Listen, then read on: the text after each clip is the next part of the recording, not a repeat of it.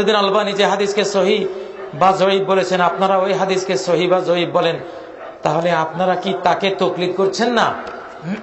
জি না, আমরা কারো তাকলিদ করি না।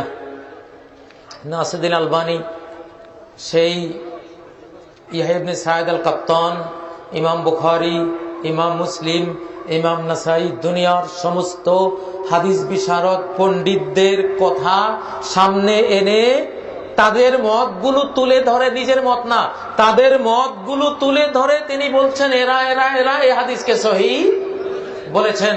এত এত হাদিসের পণ্ডিতরা, হাদিসের সার্জেন্টরা, হাদিস সায়েন্সের যারা সায়েন্টিস্ট, বিজ্ঞানী, তারা এই হাদিসকে এই কারণে সহি বলেছেন, সেজন্য আমিও সহি বললাম।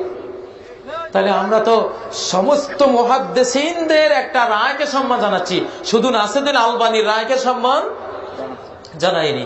অতএব আমরা তার মুকাল্লিদ না, আমরা সহি জ্ঞানের তাকলিদ করি। সহি জ্ঞানের তাকলিদ মানে ইত্তেবা। তাকলিদ শব্দটাই নাই আমাদের জীবনে, আমরা করি ইত্তেবা। আমরা কি করি?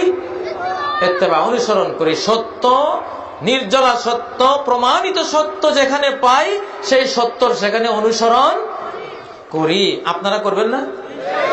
সব মুসলমানের উচিত নির্ভেজাল সত্যের অনুসরণ করা।